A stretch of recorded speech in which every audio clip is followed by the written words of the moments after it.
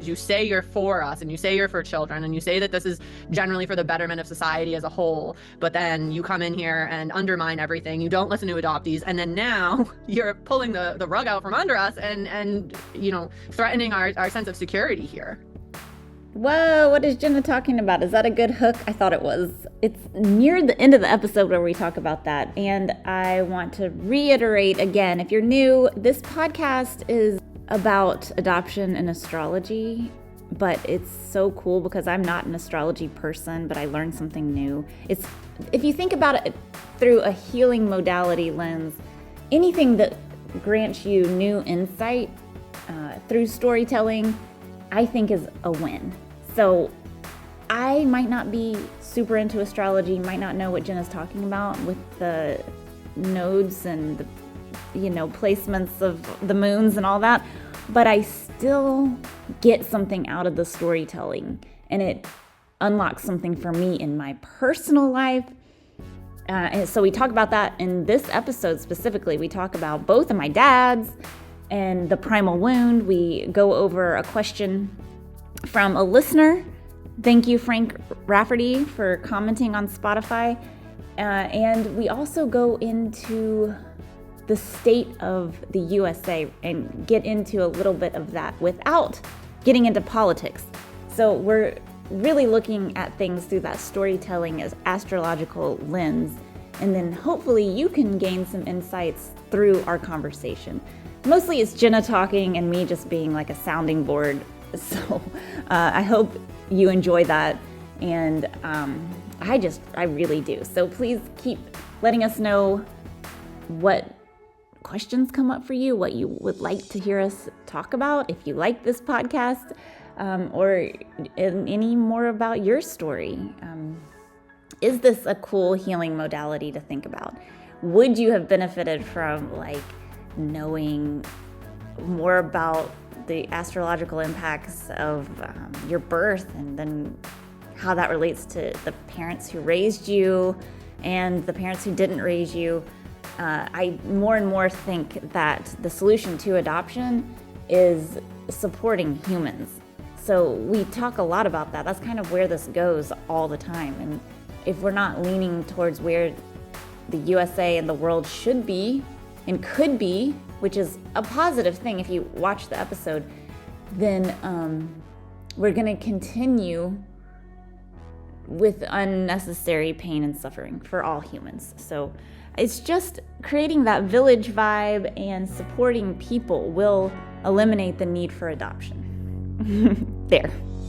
Now enjoy the episode. I feel like we haven't seen each other or talked in 2 weeks. I know. How was your trip? And Perry was great. It was great to see him because I still don't know them that well. You have to invest a lot of time. Oh, 100%. And it's going to be uncomfortable and feel weird. Yeah. And it's what are you sacrificing in order to give that time? Because so it can feel like your life is on hold in a way, because you're oh, sidestep. I'm over here now. Yeah. Yeah. It's a good way to think about it. Yeah. Because I know with my birth mom, reunion was quick and fast, and it was just oh, I'll see you for a couple days, okay, but she had a lot of barriers up, whereas with my birth dad, it was very let's know each other, let's find a way to be a family and all this stuff, and there was so much more effort and energy put out. However, I do know that the rest of his life kind of went by the wayside for a while, and that I know his wife resents me for that, and I get it. At this point I'm okay, you were all of the sudden no longer as important as you had been, and there was no rhyme or reason for her to understand it. But yeah, it's and it's for us too. We need to put everything on hold in our lives, even if it is this healing, reclaiming our identity, and it's such a valuable and productive process. Everything else is on hold. So yeah, that is so insightful, and something I'm not even stopping to think about. You're in it though. When you're in it, yeah, you don't realize the investment and everything. That might be a good segue into what is time? We got a comment. Do you know Frankie Rafferty? Mm-mm. Frankie Rafferty said, he said, I would love to hear from Jenna about what parts of our natal and progressed charts adoptees can look to for working with healing the primal wound. Mm. Thank you for doing this important work. Oh, thank you, Frankie.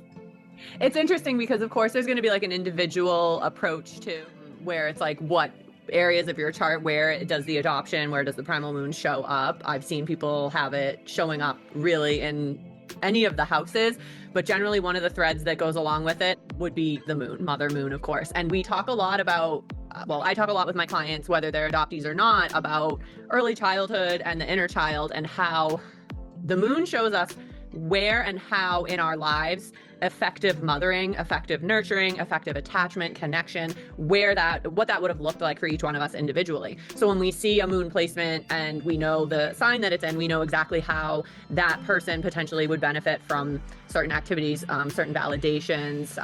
For instance, okay, so I have a Gemini moon.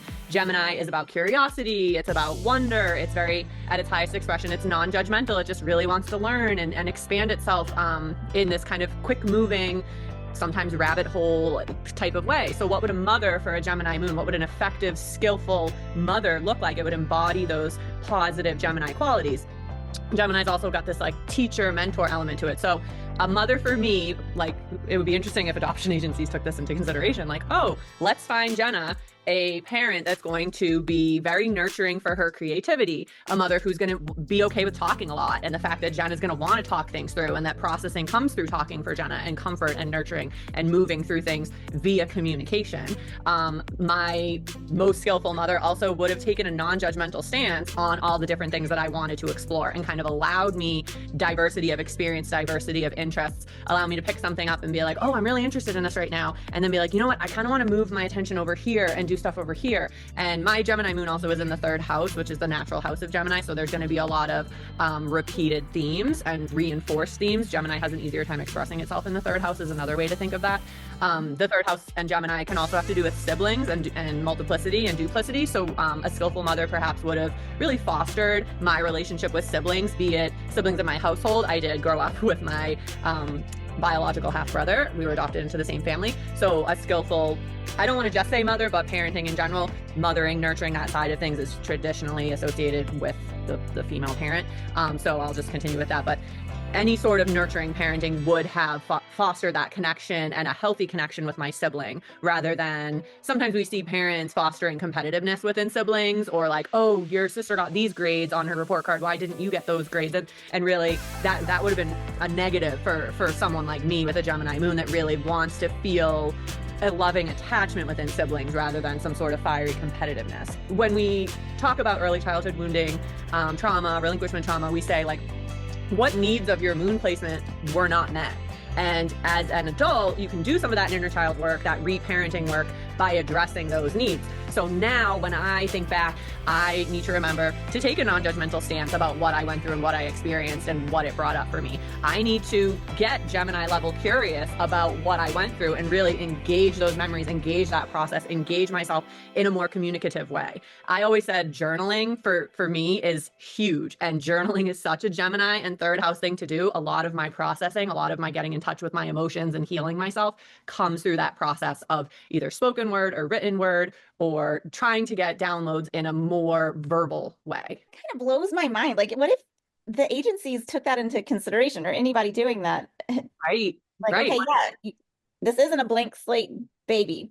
There's actually, the stars are saying something from when they're born that we could take into consideration and just be like, look, y'all are not going to be compatible. But no one's going to believe that because we can't prove it. But how cool would it be if you could match, or even with kinship, I don't know. It's all the forward thinking that isn't done to prevent confusion. So, oh yeah, 100%.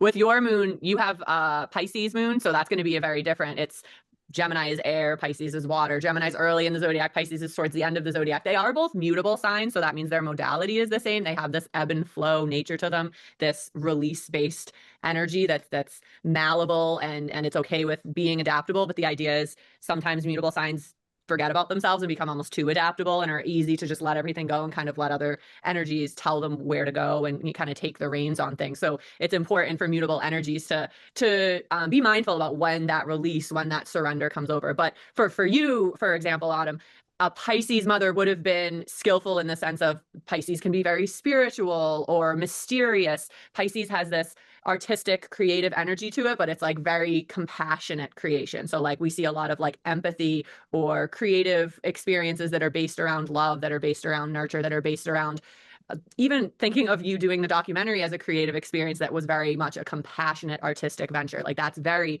very Piscean. Pisces is also very intuitive. So having a mother that trusts her own intuition or encourages you to trust your intuition, asking you like, well, how do you feel about this? And like trying to help you to connect with that intuitive sense. Pisces being this compassionate, metaphysical, really understanding of consciousness energy. There's a part of it too where really unconditionally loving a Piscean child is important, because Pisces is about unconditional love. It is that final sign where it acknowledges that the universal oneness of the universe is based in that unconditional and love, the all-knowing force, and having that peaceful quality to it. So it's interesting too when you think about a Pisces moon as being particularly susceptible to adoption trauma, where we talk about, well, without that spiritual connection that comes through biology, like, is there unconditional love? So a Pisces moon child could potentially be very sensitive to the fact that their parents might question, like, oh, was this the right idea? Like, is this child really meant for me? Like, I don't understand what they're going through. So to have an adoptive parent of a Pisces moon adoptee could be particularly challenging, and we want to make sure that that adoptive parent is very much conscious about the adoption process and understands the grief that their child's going through, because for them to personalize it and put up a boundary could be experienced as very traumatic for an adoptee in general. But for a Pisces moon, yes, that would definitely be a traumatic feeling of separation. Yeah, I think that's what happened. Mm-hmm. How cool would it be to have parents who might be struggling as their adoptee grows up do an assessment and see how compatible they are? Like, Yeah. another thing, I did talk with some adopted parents the past week who have, they're adolescent, they're about to be teenagers, but think it's hard to convey that this isn't the hard time for you. It's like coming. Mhm. Yeah. Because still no one wants to think about it. And like maybe it'll be fine. Mm. But I'm like, I think there's a 33% chance it will be fine. So sure, just like cross your fingers. But Right. what if we had parents that were like, I want to do everything. I want a handbook that says, okay, my kid's a Pisces moon. That doesn't come naturally to me, but what if I just have this here so I can look at it if I need to? Mm-hmm. How amazing would that be? Yeah, that would be so amazing, because then it's like we talk about how like, oh, there is really no parenting handbook. And like, of course, you can go to the bookstore and find a parenting handbook, but of Sure. course, those are all based on that person's own experience and their own biases and their own chart, if you really think about it, because they're expressing their own energy and how they actually relate to that energy. So a book written by somebody about how to parent who has a Pisces moon is going to be a lot different than the book written by someone with an Aries moon. And it's not that either one is less valid, it's just different circumstances. I So guess this probably exists. You could probably go to Barnes and Noble and get a book that has each chapter that would be about, I don't know. This is kind of how the movie happened, though. No one had done the idea that I had. So yeah, maybe you can't go into, but you've probably seen it. You probably, like, they do videos where they do everything and you just skip to what yeah. pertains to you. So, but if I it's tailored to adoption, that would be the difference. Yeah, I think that it would be really cool to do like the intersection of attachment theory, psychology of attachment theory, and then like we're talking about like, does this child have a healthy attachment style? Have we fostered this in this child? Has the child received enough connection or therapy in the construct of relationships to not develop a dysfunctional attachment style, which is the one that can kind of lead you to be more at risk of attachment disorders or dysfunctions later in life? And then couple that with, okay, well, like I'll talk about my example. I had a dysfunctional attachment style and was subsequently diagnosed with lots of different things, but pathologized, blah, blah, blah. But had they paused and sat back and been like, okay, well, this child has a dysfunctional attachment style and my attachment seemed really scattered. Okay, well, scattered is one of the lower archetypes of Gemini. being all over the place at once. So it's like how much of my attachment style that was being viewed by the professionals was pathologized simply because they didn't understand that or they didn't grasp or put enough weight into the fact that as an individual, I'm going to come across as a lot more quick-minded and moving about and interested in lots of different things. And that can look like being scattered way faster than somebody else potentially could. So instead of pathologizing me from the start, they could say, okay, this potentially looks a lot like dysfunctional attachment. However, let's make sure we're doing A, B, C, D first and making sure that mom and dad know that these are the things that really could benefit Jenna over Yes. what they're doing. Can you imagine? I know. That would be I amazing. love this. I put in the chat, since now the theme that I'm trying to marinate on is fathers, and the paternal side of everything. I put both of my dads in there, like where they were born. I don't know what time either of them were born, but wouldn't it be interesting? And maybe this is what people do to have that unlock a lot. Like, yeah, this is Yeah.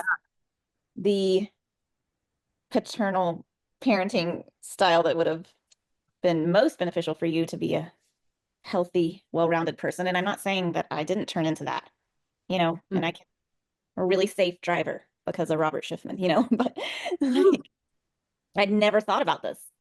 But this is what we were talking about, right? We wanted to do like a synchronicity Yeah. thing with them, maybe on the call or something. That'll never happen with Robert Schiffman, but Perry probably would be fine with it. He'd be open to it. But can you tell just by like that information?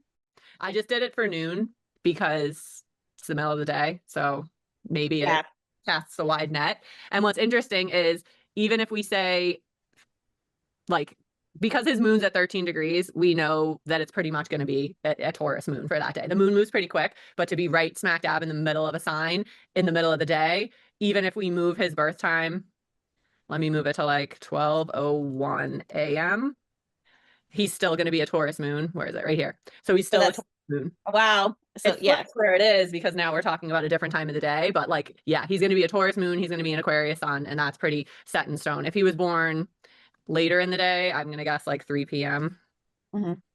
The most important piece of this is still like he is a Taurus moon. So what does that tell us? That tells us that structure, stability, he might not really be comfortable with things changing really quickly. And he needs a little bit more time to ground himself in order to feel like emotionally content in the moment. Like the general mood of a Taurus is going to be different than that of, we've talked about Gemini and we talked about Pisces. So we're talking now about an earth sign, and it's a fixed earth sign instead of when we were talking about ours being mutable. Fixed is more like kind of like digging its heels in. It has more of a focus on what it wants. So it's got this like goal in life of being really grounded, being really centered. And the mood there makes a Taurus mood down to earth and really like kind of pragmatic or realistic. So these might be things that you've noticed about him.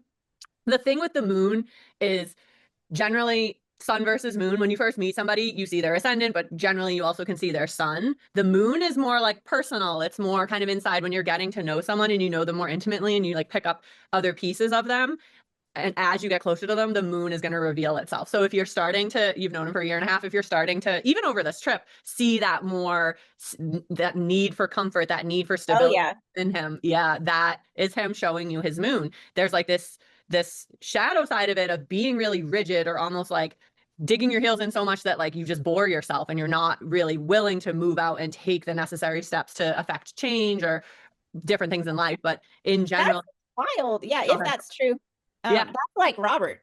If really, yeah. So I mean, it would be interesting if they had like similar. Let me pull him too. They did both coach the sports teams. Like Perry coached Zach, Robert coached all of our sports teams. So there were, and then similarities. Also, I mean, Perry doesn't like traveling. He does like his routine, but he will. Like he came to Charleston for Fog Lift, which was huge, and I didn't fully understand when Pam was like, "This is huge." He does not like to travel. Robert being on May 1st, he's a Taurus sun. So they have that, I mean, it's sun versus moon, but at the same time, they're two of the things. Yeah. See, this is entertaining. It's very entertaining. And it's interesting too, because I love seeing, I did this with my own birth mother and adoptive mother's charts and compared them, and same with my birth dad and my adoptive dad. And I was like, it is bizarre how some of the energies actually pulled through in certain ways. This Gemini Mars here, both your birth dad and your adoptive dad have that Gemini Mars. Weird. Like, and Look at it's that. pretty tight. Like and Mars doesn't move enough during the day. This will be less than a degree different based on the time. The houses are going to be different. However, this is not that feels really significant. But the fact that the zodiac sign for both the sun and the moon between them, and then they both have the exact same one for their Mars. So it's like how they take action out in the world, get the ball rolling with things. Mars is also showing us like the development of courage. I want to pull your chart as like the third chart here. Oh, you can do that. Yeah. Because like if we know your birth time, so we can actually place you at the foundation of the chart. So here's you, and then we were talking before. Here's your Gemini. I wanted them to have something on that. Well, they're both actually those Mars placements of both your birth dad and your adoptive dad are exactly opposite where your Uranus placement is. And Uranus is like a place in our life where we're learning to individuate. It's the path to your most authentic self. And Uranus can be really like shocking and disruptive. It can have a lot of chaos with it. It is kind of like the god of chaos in when we start moving Oh, time. So having that, and then it's in your house of long-term goals, in your house of groups, family, not really family, but like bigger groups, like social group. 11th house placements also take longer to manifest. Like they tend to be something that comes later in life, but that is the long-term goal side of things.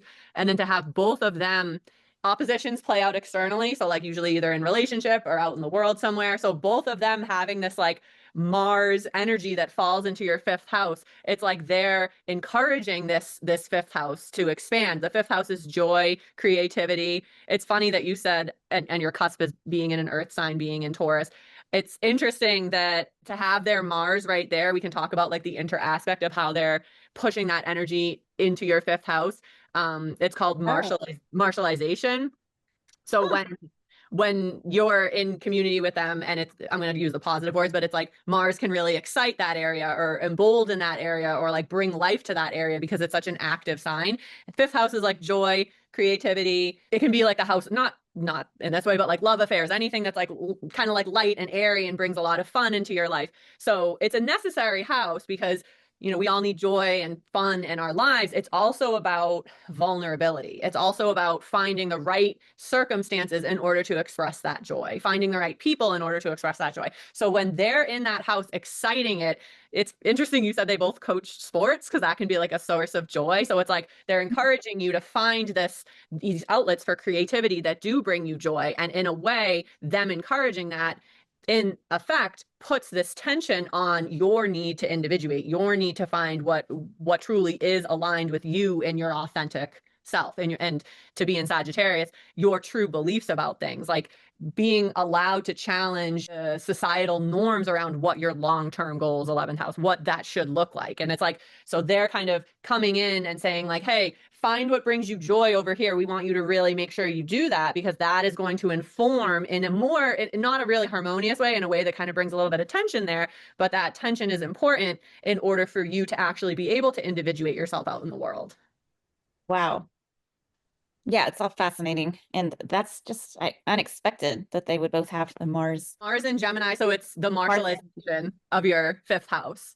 So like giving it that active, alive energy. It's interesting, the Gemini part too. We were already talking about Gemini, Mars and Gemini taking on that Gemini quality of like going out into the world, doing a lot of different things, finding what actually resonates with you. Gemini is really a quick moving air sign. It's very heady and intellectual. I wouldn't be shocked if they either were willing to engage or if they just are they have a lot of Taurus and Taurus can be kind of quiet. So maybe it doesn't come quite across in this way, but there might be more of a willingness for them to engage conversationally around these kind of topics. So like if they were both really willing to engage with you at different times about what it is that does bring you joy, about what it is that you are creatively invested in. Sometimes dads don't want to spend a lot of time entertaining those kind of topics. So it would be interesting to see if both Perry and Robert were more up for those kind of conversations or encouraging you to, find your own path through all of those different options in life.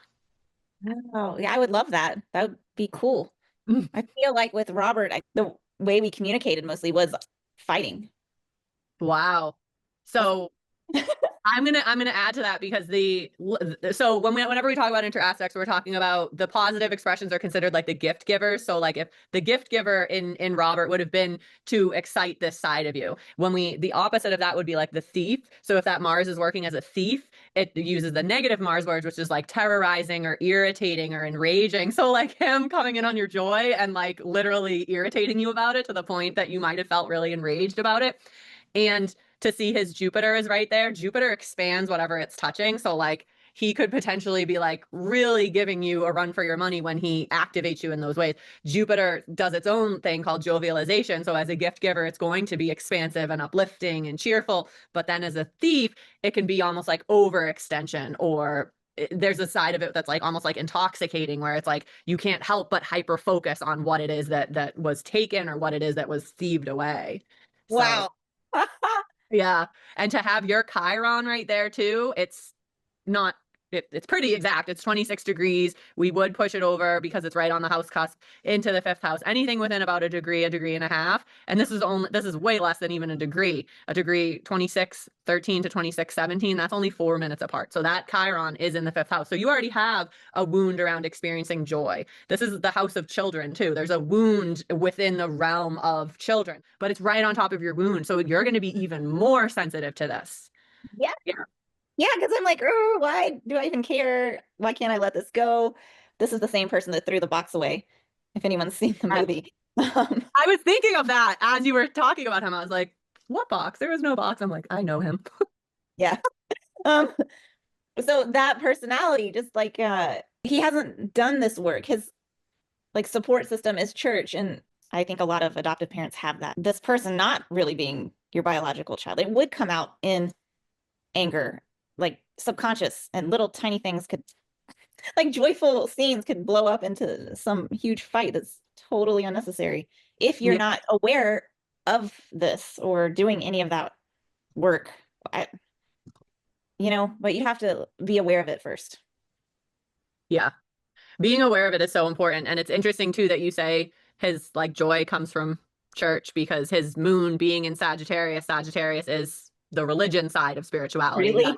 things it covers. So to see his happiness potentially coming from engaging in religion, that really, really fits. And depending what time of day he was born, this moon can move a little bit, but it is pretty close to your Uranus. And so you're out there trying to individuate the way that you understand religion or philosophy, or the way that you understand what it is to be in the world and expand in the world and be present in the world, and have these Sagittarius wants rich and varied experiences, cross-cultural experiences. That's how it remedies any illusions of clarity about things. So as you move through this individuation and finding your authenticity, it could potentially be disruptive to his sense of nurture, his sense of feeling safe and secure, all of the positive things that the moon can bring. Because as we can Wow. look at the inter aspects both ways. So like it's almost as if they say uranization, which sounds kind of silly, but uranization as a gift giver, you're showing him how to individuate, you're liberating that placement, you're revolutionizing that placement. But if he's resistant to that and not wanting to engage it,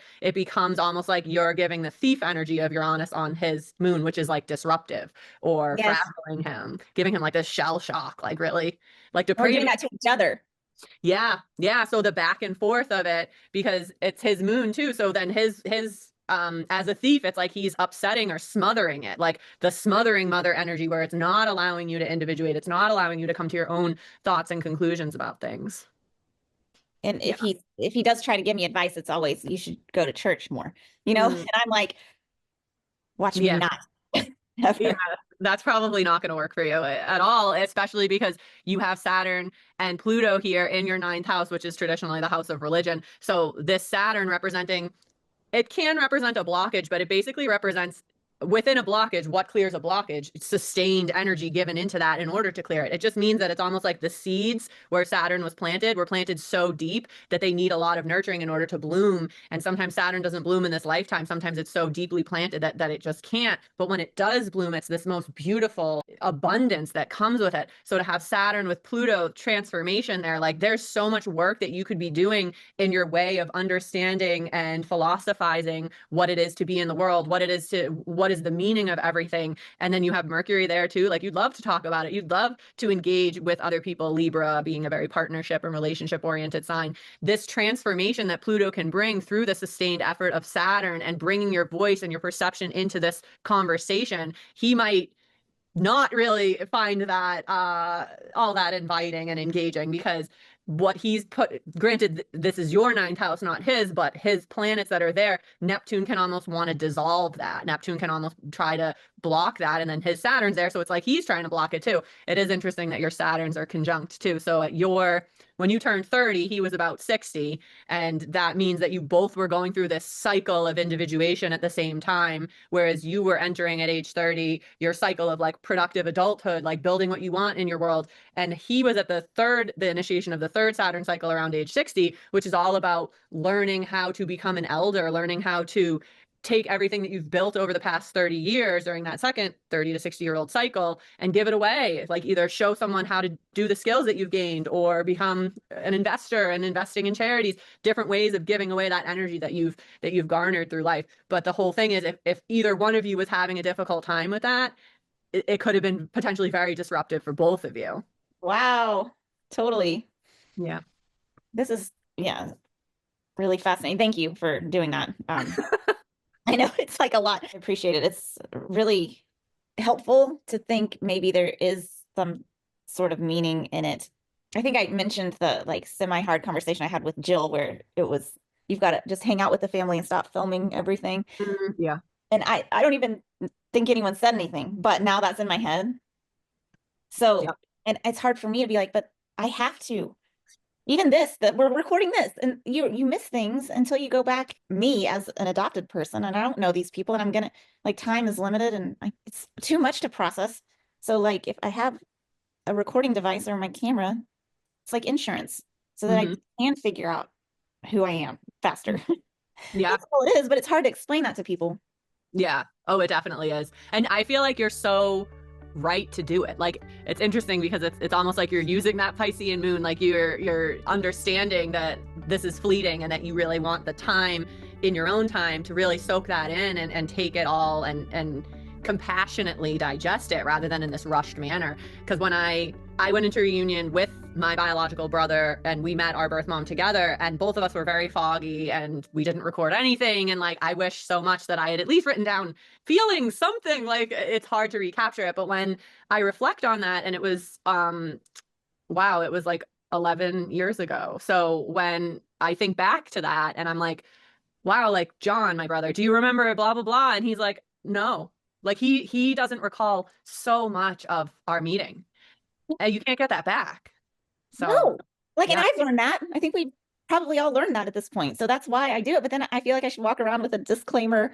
Maybe I should get a shirt made that's like, I'm so sorry that I'm a filmmaker and have Right. this.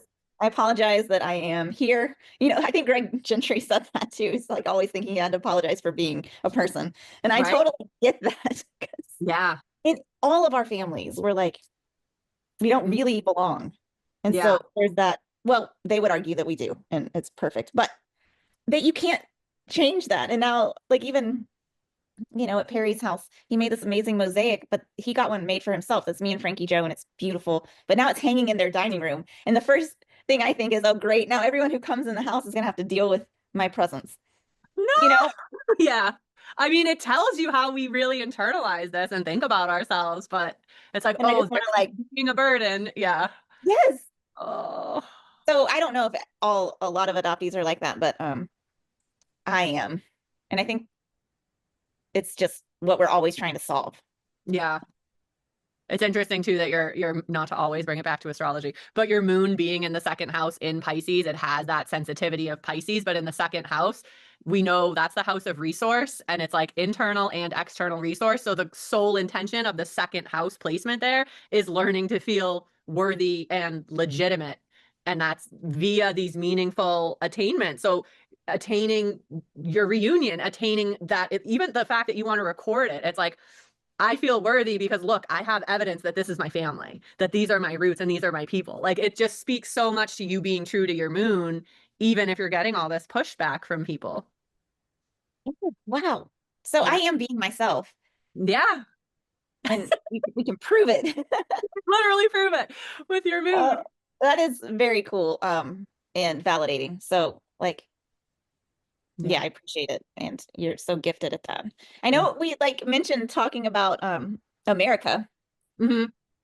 We wanted to do like a 4th of July thing. Mm-hmm. Being on the road was impossible. Though I do think the thing that happened that we were talking about in the last one, where Anonymous was talking about something happening, and Mm-hmm. last week when I mean the Epstein thing just won't go away, and it's almost like they did it to themselves. But I do feel like that might be the thing. Ooh, you did it. Yeah. Yes, USA as chart. promised. Let's see Yep. what's going on in I this see it. country because it's kind of like what is going on? I don't know. It's super exciting because it's a smidge more hopeful than last Mhm. time we talked. I was feeling very, Yeah, it seemed pretty helpless. ICE was doing a lot. We were really, our adopted community is very impacted by ICE. I've been going to these meetings with Ostrid. It's this Better Together group where it's like adoptees and adoptive parents and birth parents. And most of the adoptees are professionals, like in the adoptee space. It's really neat because it's almost like this, like adoptee professionals that are like a think tank and like networking. And then we have the adoptive parents that have all taken at least some of the courses through Adoption Mosaic. So they're more conscious than I would say the average adoptive parent, and they're more willing to engage these conversations from like a place of true curiosity and like without a lot of times it's like, oh, like adoptive parents find it really painful to engage these topics, but that isn't really the case in Better Together. But what it's been doing is it's highlighting for me how devastatingly impacted adoptive families are right now, especially ones that have transracial or transnational or both adoptees, where they're nervous about deportation. They're nervous about even just like exchanges or engagement with law enforcement and what that would look like. Like, what if the paperwork wasn't complete? What if I can't access all the additional documents that I need? When my brother went to get his original birth certificate when Massachusetts opened it up, they recognized, and he's in his 30s, that some of the paperwork was misfiled, and that was in the 80s. So, and they only caught it because he was looking for his certificate, and they were like, yeah, this was never completed. Like, this is all messed up. So and it's like, if that, and that was like within the same state. We were born within the same state that our birth mother lived and were adopted within the same state. So, like, and domestic same race, not that that matters for paperwork necessarily, but if it's that easy to screw it up within a state, it's imagine it's like I what. know that there's a lot that were the like Korean born adoptees in the 60s Mhm. that did not get it done correctly. And so I'm Yeah. sure like that with a lot of intercountry adoptees who are definitely still around Hmm. and susceptible to this, what's happening Right. right. Yeah. Oh, 100%.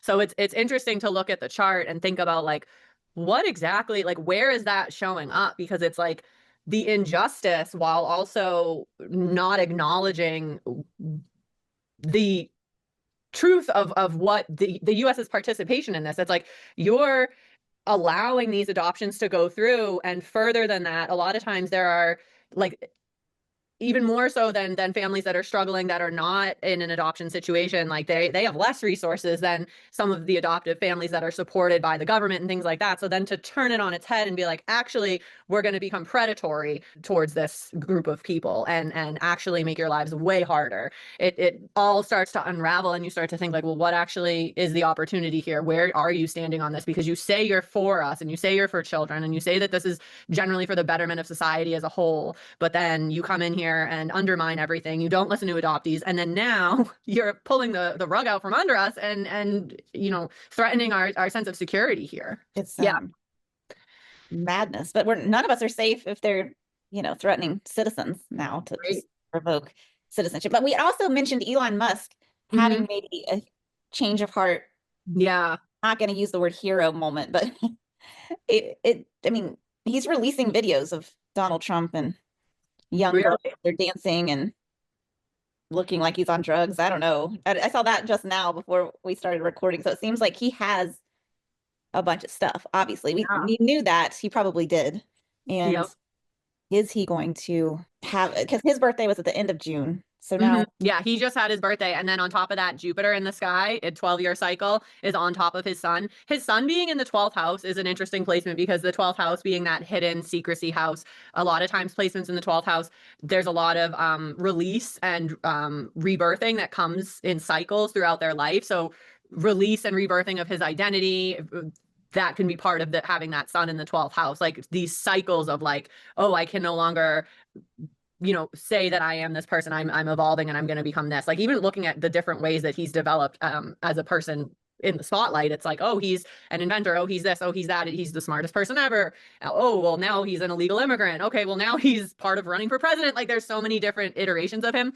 To have Jupiter on his sun, so Jupiter in the sky is asking him for this like almost like expansive nature. It's infusing this sun and challenging it with the opportunity to kind of notice where the opportunities are for him to make these 12th house kind of shifts in his identity, make the necessary changes. But with Jupiter transits, you need to make sure that you actually seize that moment. You see the opportunity for the big gift of the universe and you take that moment and you run with it. Because sometimes with Jupiter, the moment passes us by and we don't seize the opportunity. Yeah.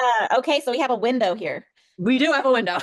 So hopefully there's a chance. Hopefully he's gonna be grasping this. Honestly, with Jupiter, as much as we say most of the different planets have different orbs, so like fast moving planets, we give a little bit wider orb, so it has a more of a spread. Pluto, all the way down to Pluto, is more of like a tight, like 2 to 3 degree orb. With Jupiter being so expansive, we say it almost can be felt through the entire sign, the entire 30 degrees of Cancer. He's going to be feeling that on his sun. So he has the better part of a year still to really lean in and take advantage of these opportunities. There's another side of Jupiter too, where it's like, be careful what you wish for, you just might get it. Uh-oh. So he is biting off more than he can chew in certain areas, or mistaking his path as like, this is what I have to do, I'm going to diligently follow this, and it's actually the wrong path. There's another opportunity that he should be moving towards. Then things can get kind of hairy from there. He just needs to be advised by us. Right. Come on. No. Yeah, it's definitely a trying time for him. And I wonder if he is feeling that tension. Yeah, what about USA? Well, it's interesting because USA has Jupiter right at almost the same degree. Let me pull Elon here. When we put the US on Elon, the Ooh. US is the middle ring, Elon is the inner ring. The US's Jupiter is already sitting on that sun. So it's almost like when he engages in whatever with the United States, so he engaged in moving here. That potentially expanded his identity, there was some sort of fusion that we were working with these two charts, the United States as an entity and Elon as an entity. Then he took that business owner identity, ran with it, and then let it go. And then he still is a business owner, but more recently coming into the spotlight as a politician within the US. So once again, Jupiter can also be luck and good fortune. And it seems as though his luck and good fortune while in the US and taking on these different sort of hats has been a very positive experience for him. Right now, though, to have the US and a Jupiter return, the US should be recognizing a big opportunity for the US to be moving in a new direction, or taking this growth seriously.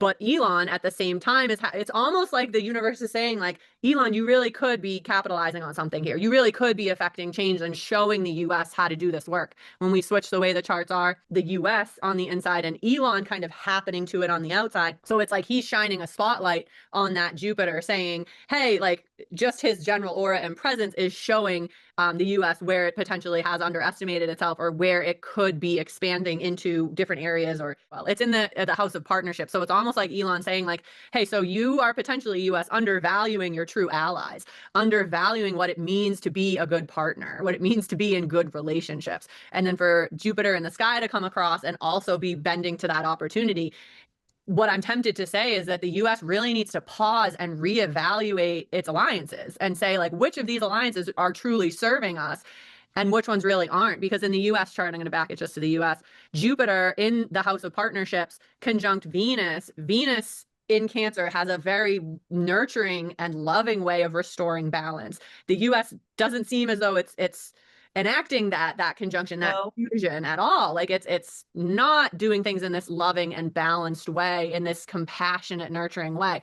So us getting more, as the US, getting more in touch with this side of our chart will actually allow us to healthily glow once again out in the world at large with our sun. The sun being the key to our sanity. Doesn't the US seem a little insane right now? Like, yes, it does. We seem pretty sick because we're not actually fulfilling what Cancer wants us to do. It's interesting to think of Cancer energy too, because we talk about Cancer, the crab in its shell, the shell being its safe place. When it sheds that shell, it's a super vulnerable time, a time when it could be consumed or harmed or wounded. It's a very threatening time. But it's almost like the US has this shell, and we're so over identified with our shell and our power and our resilience that it's like, we're getting to the point where this shell actually isn't serving us anymore. We desperately need to shed it. We've outgrown it. We've outgrown these principles. We've outgrown these traditions in our society. The structure of our society has been completely outgrown, but we haven't shed in so long that we can't grow up. We can't move into the next phase.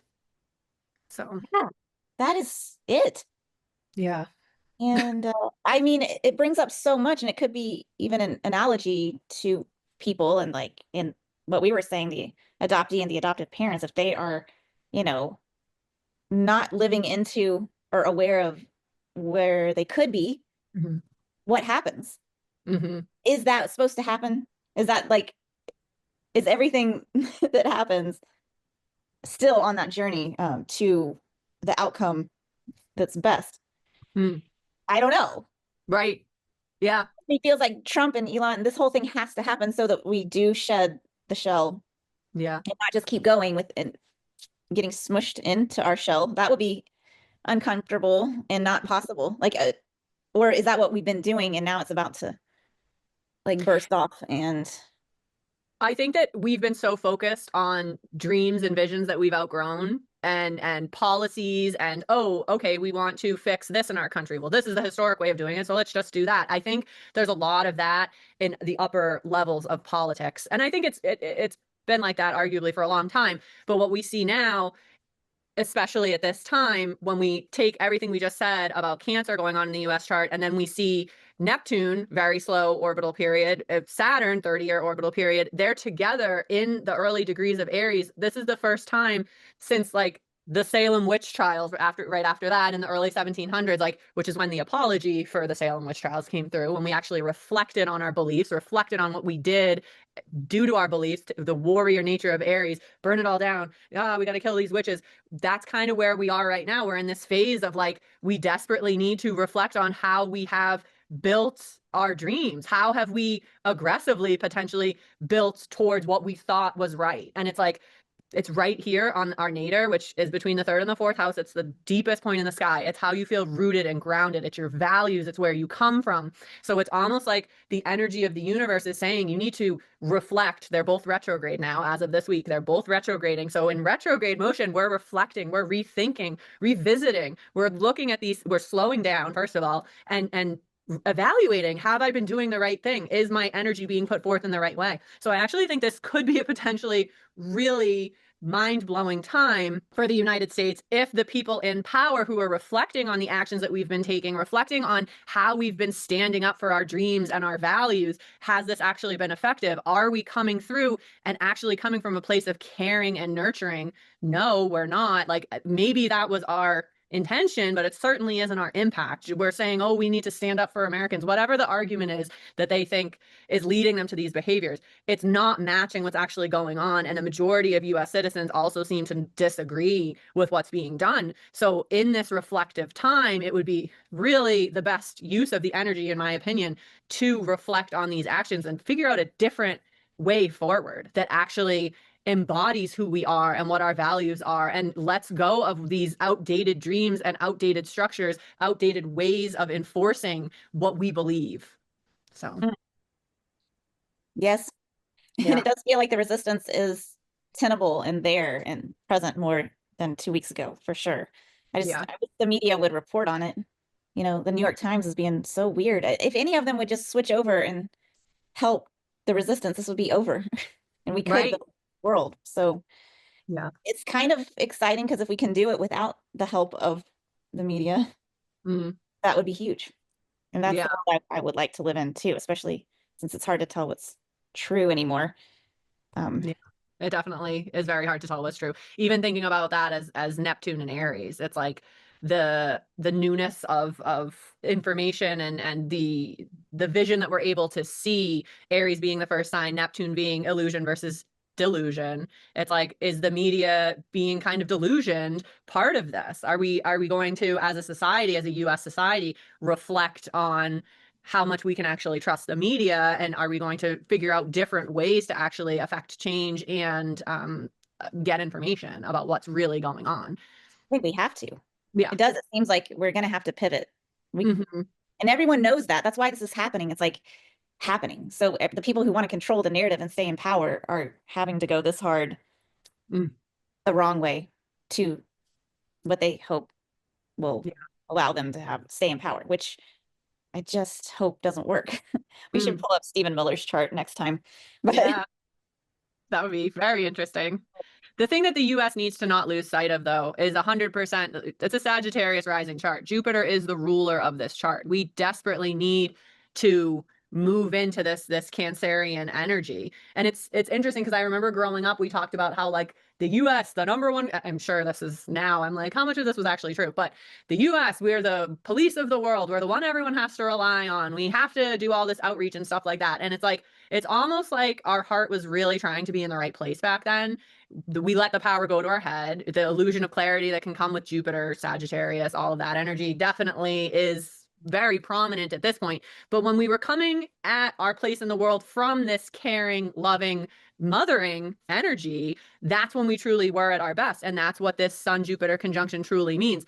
The Sun being our North Node ruler and Jupiter being our chart ruler, those fusing together, the path of us towards actualization, towards becoming a great country, a truly great country, really does revolve around embodying this energy that values our true partners, that reevaluates our partnerships and makes sure that they're in line with our goal of nurturing and caring and expanding into those areas. And to have the North Node in the eighth house is all about paradox. It's all about going deep, going into the shadow realm, allowing our country to truly move through hell in order to get to where we need to go. And right now it's pretty safe to say we're pretty hellish out there. So maybe that does give us a tiny bit of hope that as much as things seem really dire right now, this step could be part of our path forward as we move into these shadowy, hellish realms, because our true calling, that's where the evolution is going to happen. and it's still to come, like the next 6 months, It you is think? definitely Yeah. still to come, especially with Jupiter still moving through here. But this is our goal as a nation overall, not being afraid to engage scary topics and scary places. And I think part of the reason why it's so important in our country when we talk about having the most powerful people all being these sorry but very old elderly folks that whether they're in cognitive decline or not, they just don't represent the energy of moving forward. Like that's just not the space of in life that you're at. Therefore, you cannot easily embody that energy. So to have those people at the helm is actually holding us back. It's pulling us into this south node, into this past area. And it's like we need to move forward in a new and more revolutionary way. The secret to our happiness, the moon, the secret to the USA's happiness is Aquarius. And Aquarius is very genius and revolutionary. It's trying to move things forward. It's trying to see the future. It has this questioning mood to it, which is why when we talk about in our country, like protesting, the freedom of speech, all that kind of stuff, that's such our Aquarius moon, the ability and honoring and holding true to the ability and really holding that as paramount, that we're allowed to question things. We're allowed to say and challenge everything in our country. That is the secret to our happiness. And when that starts to be squashed down, what ends up happening is it halts our evolution. It holds us back from actually moving into a growth period. We're now in our south node. We're in this space of reactivity. We're in this space of almost like isolation, fear. The lower side of having an Aquarius south node, that aloofness that comes with it. Our government is very aloof about how people feel right now. Like that is so prominent. And what ends up happening, the conjunction to Pluto, hellish circumstances, our aloofness is fueling those hellish circumstances. It's allowing them to continue these outdated Capricorn Pluto, outdated ways of thinking about what we need to do and how we need to structure our society. We need to let go of that and allow this individuation process in order for us to truly grow. Oh my gosh. Again, it's like the parallels are it's so obvious to me when you're saying that. So, like, as adoptees fulfilling our destiny, as this country fulfilling its destiny, and then having these roadblocks that shouldn't be there. And Mhm. that, I mean, people don't like the word resilient, but I think hopefully the country is, I know adopted people are, to be able to still like find that destiny that, and I think that's why it won't work and why it's feeling so hopeful, because this is not who we are. Like we know that. And so just resisting and finding that. But that's what we have to do as adoptees all the time, like throughout our entire lives. Which is why, again, I think that everyone should listen to us and we should be the leaders, not these old, like backwards people. That's amazing. I thought about running for office once, and it was like a fever dream because my partner was like, Jenna, you are too unstable. That will not go well. But I was like, I just want to run on a platform and just like let it all hang out and be like, this is what I honestly really think things should be like. Like, forget this, forget that, promote this, promote that. And I was like, it just makes so much sense. And my husband, Sam, he was like, it almost makes too much sense though. Like, if it makes too much sense, it's not going to happen. So I'm like, all right, maybe this. No, I think you should definitely do it. I'll vote for you. All right. Well, there's one vote I have. You're going to have to move to Maine though, because I was going to run for Maine state. So you're okay. I'll move to Maine. All right, let's do it. Elsie's trying to get me to come to her Maine thing. You know, Elsie Coppola is having an adoptee thing on August 9th. I'll put it in the show notes, but yeah, put it in the show notes. In Portland, and you are, it'll be in Portland on August 9th. Elsie Coppola, who is an adoption competent therapist in Maine. So, also helping with the sequel. Wow. Okay. Especially if you're coming, I'll go. But I want to be at that now. That's my brother's adoption day too. So that feels like synchronistic. Can he go? Where does he live again? He lives in Mass. I'll ask him, see what he says. Yeah, that'd be cool. Would be. I want to go. It's like a 22-hour drive from Tallahassee. Oh my gosh. But I would fly if I was you. No, you don't like flying? No, I could fly. It's just I have a car now, and for some reason feel like it's easier to drive like through Ohio. It probably isn't. That would be I'll let you know if I'm coming. I want to. Yeah, seriously, let me know, because like that would be amazing. And I sent you something about, there's an event, Adoption Mosaic has an event in July, and I was like, is this on your radar at all? It's specifically a BIPOC event. However, the end of it is open to all adoptees. The Adoptee Dessert Social, July 26th. In the other Portland, Oregon. But if that wasn't on your radar, I was like, if I can get like Autumn to come, and then I'd meet Astrid at the same time, and like, I never met her in person. You haven't met Astrid in person? No. I have. Yeah. Jealous. No. At a conference, we talked about how she has the struggle bus parked in her driveway. Oh yeah. I think she got rid of it or something. Yeah. I don't know. She has another house now instead. So. Oh, that's amazing. But let me know too about any of the events, because I love the Portland theme. So right? I covered coast to coast Portland's adoptee centric events. That's so cool. How cool. That'd be amazing if I could go to both. I would love that. Yeah, keep me posted. I definitely can make it to the main one, obviously, but cool. Great. This is so fun. Thanks for doing this. We'll, try to get back on our consistent schedule of weekly.